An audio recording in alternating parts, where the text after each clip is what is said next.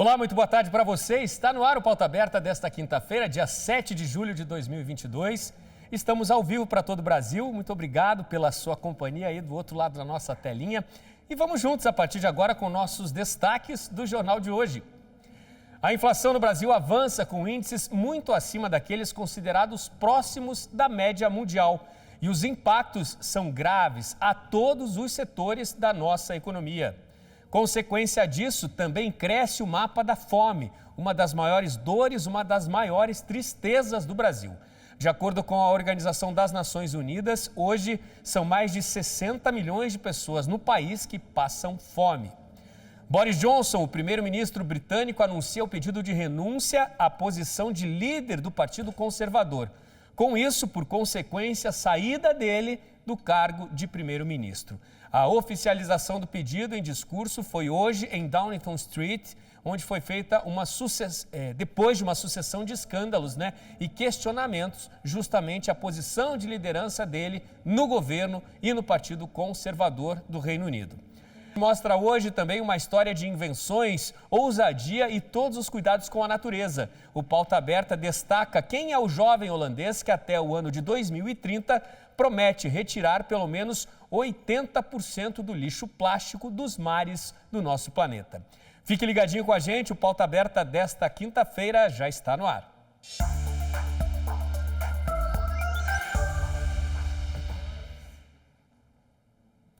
A inflação no Brasil está entre as maiores do mundo, acima da média mundial e muito acima do índice das grandes potências econômicas. Os números estão no relatório divulgado pela Organização para a Cooperação e Desenvolvimento Econômico, a OCDE. O índice anual de inflação do grupo G20 no mês de maio foi de 8,8%. O Brasil passou longe desse número. A taxa inflacionária foi de 11,7%. Das grandes economias, somente a Rússia, a Turquia e a Argentina têm inflação acima de 10% ao ano. O G20 engloba representantes e especialistas em economia dos países mais ricos do mundo. No grupo dos países do G7, a taxa avançou para 7,5% de inflação. No Brasil, a inflação no acumulado em 12 meses desacelerou em maio, mesmo assim, atingiu 11,7%. No conjunto dos 38 países que fazem parte da OCDE, que é a Organização para a Cooperação e Desenvolvimento Econômico, a inflação ao consumidor chegou a 9,6% em maio, atingindo o maior patamar desde agosto de 1988. Especialistas afirmam que a inflação ano a ano aumentou em todos os países, exceto na Colômbia, Japão, Luxemburgo e Holanda. Com a inflação sendo um fenômeno global, em razão da disparada dos preços dos combustíveis, energia e alimentos, as taxas de 2 dígitos ainda são exceções entre as maiores economias do mundo. Embora não seja citada no relatório da OCDE, a Rússia registrou inflação de 17,1% em maio, segundo divulgou o Serviço Federal de Estatísticas do país. Na Estônia, a inflação chegou a 20%. E no Brasil, o Banco Central já anunciou oficialmente que a meta da inflação será descumprida em 2022 pelo segundo ano consecutivo. O IPCA 15, que é a prévia da inflação, acelerou em junho e continua acima de 12% em 12 meses.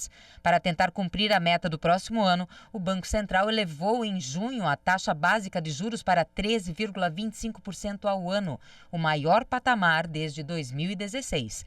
A instituição também indicou que a Selic ficará alta por um período maior de tempo. E a gente traz agora uma outra realidade muito preocupante: a quantidade de brasileiros que enfrentam algum tipo de insegurança alimentar ultrapassou a marca de 60 milhões de pessoas, de acordo com o relatório da Organização das Nações Unidas para a Alimentação e Agricultura. O número de brasileiros que enfrentam algum tipo de insegurança alimentar ultrapassa a marca dos 60 milhões, de acordo com a Organização das Nações Unidas para a Alimentação e Agricultura. Esse documento mostra que o número de pessoas que passam por algum tipo de insegurança alimentar foi de 61,3 milhões, praticamente 3 em cada 10 habitantes do Brasil. Ou seja, hoje, aqui no Brasil, 15,4 milhões de pessoas enfrentam uma insegurança alimentar grave.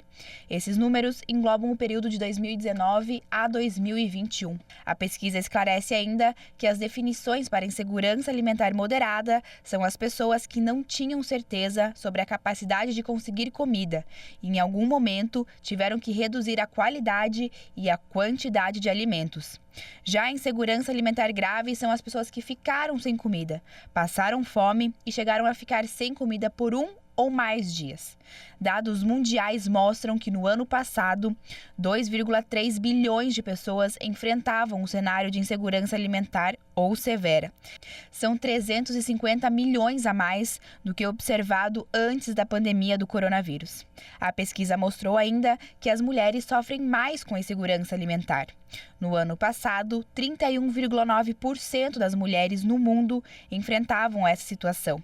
De acordo com as projeções, em 2030, 670 milhões de pessoas passarão fome. Isso equivale a 8% da população mundial. Situação muito preocupante, né, no nosso país. E olha só, em Brasília, agora no começo da tarde, uma comissão especial da Câmara dos Deputados aprovou por 36 votos a 1 o texto base da chamada PEC Kamikaze, a PEC de benefícios, né?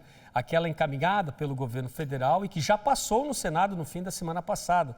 PEC que prevê uma lista de benefícios sociais à parte mais carente da população brasileira, mas com um detalhe, né? Há apenas 3 meses das eleições. Inclusive, já foi feito pedido do Ministério Público Federal, o Tribunal de Contas da União está investigando essa proposta de emenda à Constituição que passa a considerar o Brasil agora em estado de emergência para garantir dessa forma mais de 41 bilhões de reais em benefícios sociais. São benefícios que, de acordo com o texto, valem apenas até o dia 31 de dezembro.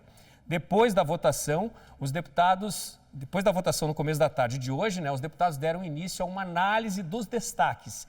Em seguida, o texto segue para o plenário da Câmara. Para ser aprovado, precisa passar em 2 turnos de votação e precisa passar pela votação de pelo menos 308 dos 513 deputados, o que corresponde, neste caso, a 3/5 dos deputados da Câmara Federal em Brasília. Agora vamos falar sobre as doações, né, que chegaram durante a live Compromisso de Amor realizada pelo padre Reginaldo Manzotti. Parte delas foi encaminhada para famílias da capital federal, famílias de Brasília. A live solidária Compromisso de Amor, feita pelo padre Reginaldo Manzotti, arrecadou 110 toneladas de alimentos que estão sendo doados para quem precisa. Paróquias e instituições que atendem nossos irmãos mais necessitados em 11 estados brasileiros já receberam as cestas básicas. A Paróquia Divino Espírito Santo, no bairro de Araponga, Brasília, no Distrito Federal, recebeu 8 toneladas. Estamos aqui com o trabalho de descarregar toda a parte dos donativos, agradecer mesmo, que Deus abençoe, que o Divino Espírito Santo continue impulsionando cada vez mais essa obra evangelizadora que tem beneficiado muitas e muitas pessoas para a honra e glória de nosso Senhor Jesus Cristo. Em Maringá, um projeto que acaba de ser implantado na cidade vem mudando a rotina de muitos moradores. É o projeto Moeda Verde. Com ele, as famílias podem trocar material reciclável pelos alimentos produzidos por pequenos agricultores da região. É bom para todo mundo e a alimentação mais saudável a muitas famílias está garantida. Olá, boa tarde para você. Olha, é um projeto muito bacana, uma iniciativa muito legal que serve de exemplo para outras cidades do Brasil. O nome do projeto, como você falou, é Moeda Verde. E como que funciona? As pessoas trocam materiais recicláveis por alimentos, que incentiva não só a consciência ambiental, porque essas pessoas vão trocar esses materiais recicláveis, mas também ela ajuda na geração de renda das famílias que produzem aí esses alimentos. Incentivar a alimentação saudável, gerar renda para as cooperativas, né? Além de gerar renda para as famílias, né, da agricultura familiar. Então é um projeto que traz benefícios para várias pessoas, né? E ele funciona da seguinte forma, né? Nós estaremos em cada mês em um bairro diferente da cidade e ali a pessoa poderá trocar 1 quilo de material reciclável ou 1 litro de óleo usado por 1 quilo de alimento, e esse alimento ele vem numa sacola retornável. Então, além de receber o alimento, a pessoa ela recebe também a educação ambiental, né, que ele pode estar usando essa sacola no mercado, não precisando de usar sacola plástica e tal. A população já atendeu a esse chamado? Sim, nós distribuímos mais de 230 quilos de alimentos e tivemos, né, uma quantidade de cerca de 300 quilos de material reciclável e mais de 150 litros de óleo usado, né? A gente percebeu que a maioria das pessoas levavam bem mais de 2 quilos, né? Muitos que tinham óleo em casa não sabiam o que fazer, conseguiram levar. Agora, Paulo, esses alimentos são alimentos produzidos por famílias da agricultura familiar, é isso? Isso mesmo, alimentos produzidos pela agricultura familiar, sem o uso de agrotóxicos, né? Então, além da parte da reciclagem, a gente incentiva também a alimentação saudável. E Curitiba, neste inverno, virou palco para músicos e estudantes de música do Brasil e do exterior. A cidade está promovendo a 39ª Oficina de Música e nesta oficina oferece cursos e espetáculos até o dia 10 de julho. Música, gastronomia e paisagens maravilhosas. Combinação perfeita para aproveitar o inverno curitibano. É nessa época do ano que uma programação especial aquece a capital paranaense. Eu acho que para além de aquecer aí o curitibano, os corações, né, com tanta programação divertida e para toda a família, para diferentes públicos, na verdade, né, é sim também estimular a atividade turística na cidade, num período de férias escolares e que, na verdade, né, nessa estação do ano já tem muita relação com o tema Curitiba, né? Um dos grandes atrativos é a oficina de música, que pela primeira vez em 39 anos acontece com as temperaturas mais baixas. Uma novidade, uma coisa diferente para o curitibano e para os artistas e para os alunos da oficina. Em cada esquina, em cada dia tem sempre uma novidade, alguma coisa diferente acontecendo. Tem festival de ópera, tem oficina verde. Com o tema centenário da Semana de Arte Moderna, esta edição marca o retorno do público presencial, emoção para professores e alunos. Está todo mundo muito animado, né, com essa possibilidade da gente poder fazer aulas presenciais. A Sara, que é de São Luís do Maranhão, veio aprender um pouco mais e curtir o frio curitibano. Geralmente o que acontece pra gente, quando a gente tem aulas nas oficinas, a gente consegue aprender coisas que seriam aprendidas em um ano, por exemplo. O que você está achando dessa junção música e frio? Está combinando? O que você está achando? Ah, é maravilhoso. Eu amo frio. Mas, se você quiser conhecer belos lugares, é só pegar esse ônibus. Nessa época, a linha de turismo de Curitiba funciona todos os dias. Um percurso que passa pelos principais pontos turísticos da capital. A Tatiana e o Samir vieram de São Paulo e trouxeram os amigos para fazer o passeio. Nós já conhecemos Curitiba, conhecemos alguns parques, mas o passeio de ônibus nós não fizemos ainda, para ver o céu aberto ali pelo ônibus. No inverno, Curitiba costuma receber mais de 7 milhões de turistas. Neste ano, com a retomada das atividades, a expectativa é movimentar a economia. Mas é claro que nesta programação não podem faltar as tradicionais feiras de inverno. Nessa aqui, por exemplo, na Praça Osório, são 60 barracas que vendem de tudo, desde artesanato até comida típica. Tem até aquele pinhãozinho que combina bem com o frio. Nessa fase do inverno, você tem que aproveitar, né? O pinhão são coisas regionais, né? Combina com o frio. Combina, igual o quentão, né? Com esse calendário recheado de opções, o frio não vai espantar ninguém. Esse friozinho gostoso que a gente está sentindo aqui, né? Que sempre tem. E tem muita coisa boa aqui pra gente ver, o pessoal de Curitiba, né? Todo mundo aqui passeando, a feira aqui, as pessoas, né? A alegria. Curitiba gelada neste inverno, né? De muita música e de tantos encantos aí para tanta gente vir conhecer.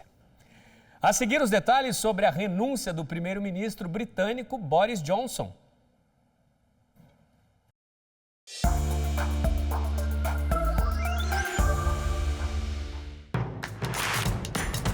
Não perca mais nenhum vídeo da TV Evangelizar. Inscreva-se agora.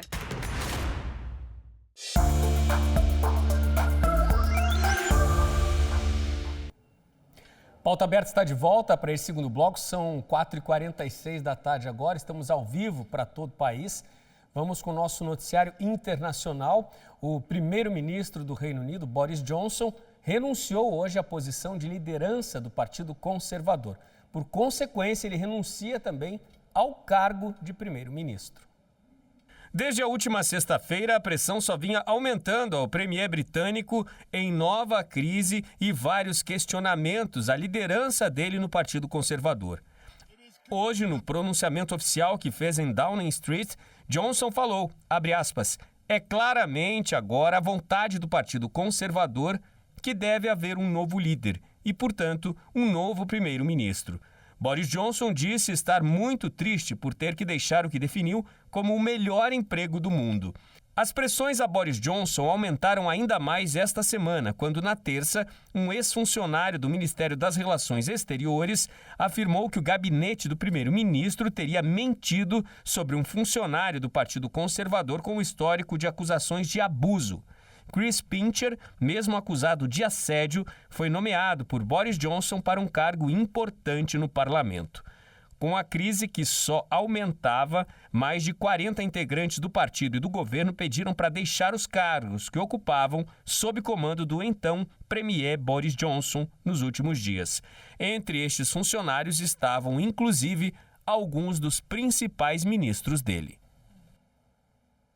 4h56 da tarde agora, Boris Johnson ainda segue no cargo como primeiro-ministro interino, até que seja feita a escolha de quem será o novo líder do Partido Conservador. Também o novo premier, que vai assumir o cargo em lugar de Boris Johnson. Um ponto estratégico no Mar Negro para escoamento da safra ucraniana, a Ilha da Cobra, que havia sido retomada pela Ucrânia, voltou a ser atacada nesta quinta-feira. Com a ocupação russa na Ucrânia, que já dura 134 dias, novas acusações partem do governo ucraniano. Para Kiev, os russos fazem agora roubo de carga agrícola. Hoje, o governo ucraniano pediu, inclusive, explicações do embaixador da Turquia. Isso porque os turcos permitiram a partida de um navio russo de um porto na Turquia. O navio estaria, inclusive, carregado com grãos colhidos na Ucrânia. A pergunta feita ao mundo é: para quem os russos estão conseguindo vender os grãos ucranianos? E o mais grave, cada vez mais áreas de cultivo na Ucrânia estão sob comando das forças vindas de Moscou. Um impacto gravíssimo nas exportações de alimentos para países de todo o mundo. As forças russas ocuparam cerca de 22% das terras agrícolas da Ucrânia desde o início da invasão no final de fevereiro, afetando um dos principais provedores de grãos e óleos comestíveis no mercado mundial. Os dados são da Administração Nacional de Aeronáutica e Espaço dos Estados Unidos, a NASA. As informações analisadas por cientistas da agência espacial mostram que a ocupação do leste e sul da Ucrânia dá à Rússia o controle das terras responsáveis por 28% da produção da safra de inverno. Os principais alimentos da época são trigo, cevada e centeio. Na safra de verão, a área produz 18% do cultivo, especialmente milho e girassol. A interrupção da colheita e plantio, a falta da mão de obra e os bombardeios nos campos podem ter um forte impacto no suprimento mundial de alimentos. Antes da guerra, a Ucrânia fornecia 46% do óleo de girassol comercializado no mundo, 9% do trigo, 17% da cevada e 12% do milho. A invasão russa bloqueou as exportações de alimentos de Odessa, o principal porto do Mar Negro, e destruiu a infraestrutura de armazenamento e transporte em algumas áreas. Aqui no Brasil, a partir de agora, deste mês de julho, os planos de saúde passam a ser obrigados por lei a atender pessoas com transtornos globais do desenvolvimento, como o autismo.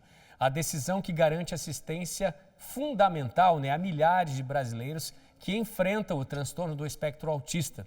É uma exigência da Agência Nacional de Saúde Suplementar.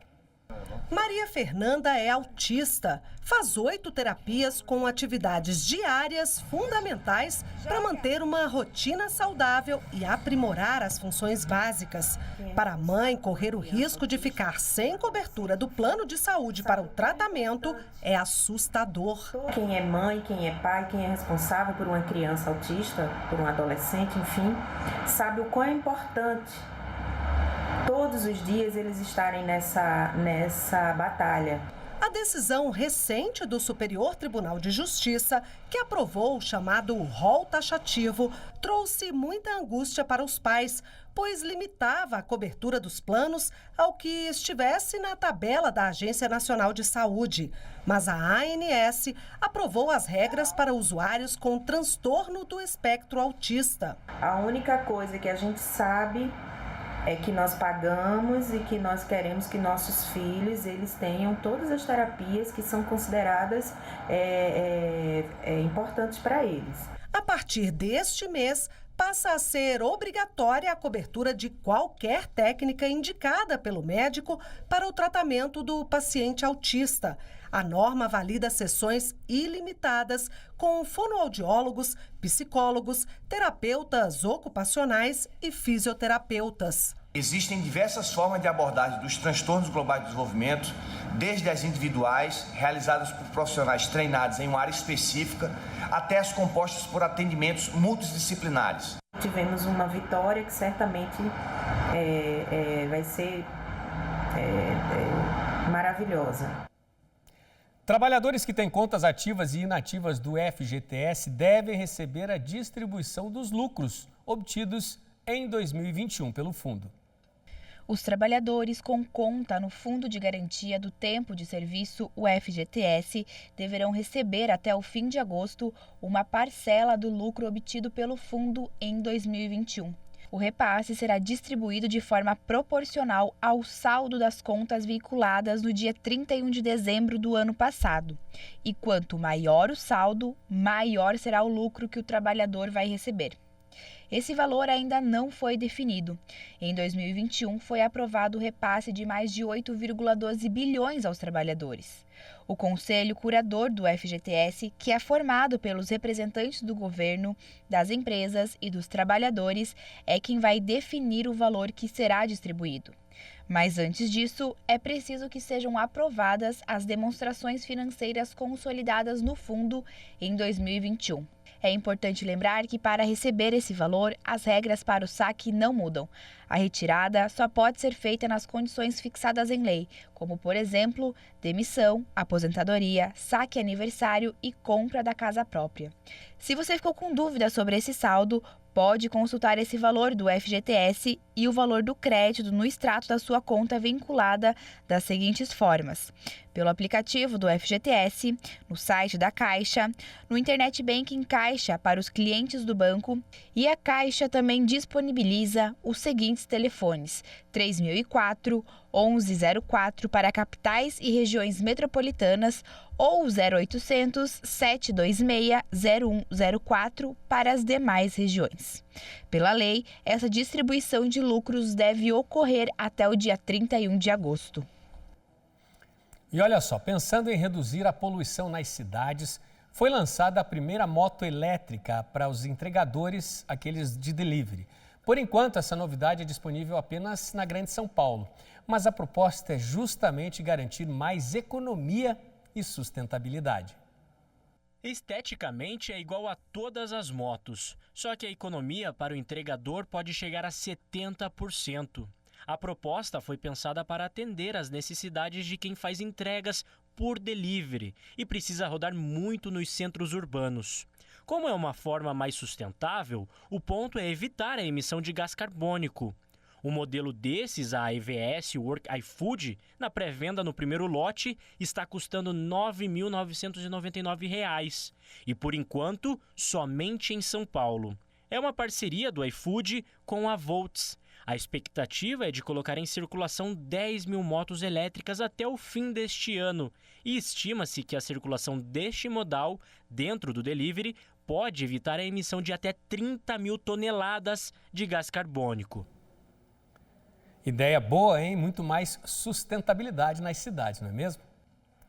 Um jovem holandês já há alguns anos teve a iniciativa de desenvolver um projeto para reduzir a quantidade de plástico nos oceanos. A promessa agora é retirar até 80% dos plásticos dos mares até 2030. Até as águas brasileiras podem ser beneficiadas pelas iniciativas deste jovem ambientalista e inventor. O jovem holandês Boyan Slit decidiu dedicar a vida para a limpeza dos oceanos, que estão altamente poluídos com resíduos plásticos. Quando ele tinha apenas 16 anos, foi mergulhar no mar da Grécia e ficou assustado, já que havia mais lixo do que peixes na água. Isso fez com que ele refletisse sobre a situação. A partir daí, desenvolveu um equipamento para retirar os plásticos dos oceanos. Hoje, com 27 anos, o jovem é CEO da organização ambiental The Ocean Cleanup, promete retirar 80% do plástico do mar até o ano de 2030. O principal dispositivo elaborado por ele funciona como uma barragem móvel carregada por 2 barcos. Com a movimentação do coletor pelo mar, captura os lixos até a capacidade máxima. Quando fica cheio, os barcos levam os resíduos para a terra firme e mandam para a reciclagem. Para saber onde há mais acúmulo de plásticos no oceano, são utilizados modelos matemáticos para definir a área de coleta de lixo. Com o objetivo de facilitar a limpeza e reduzir a poluição dos mares, a instituição também desenvolveu um equipamento movido à energia solar para limpar os rios. Já existem 10 equipamentos de limpeza de rios espalhados pelo mundo, em países como a Jamaica e República Dominicana. Segundo Boyan Slit, os planos são de expandir os locais de limpeza e aumentar a quantidade de dispositivos nos oceanos e rios nos próximos anos, com a intenção de vir para o Brasil. A iniciativa é brilhante, né? Esse jovem holandês é um exemplo e é justamente de gente como esse jovem holandês que o planeta precisa, né? Pessoas pensando no meio ambiente, em cuidar do meio ambiente e de muito menos gente, né? Fazendo poluição nas nossas águas, no nosso planeta de uma maneira geral. Muito legal essa iniciativa, um exemplo para todos nós. Com este exemplo, a gente se despede. Muito obrigado pela sua companhia. Ótimo fim de quinta-feira para você. A gente tem novo encontro amanhã à tarde aqui no Pauta Aberta. Estou te esperando. Tchau, tchau.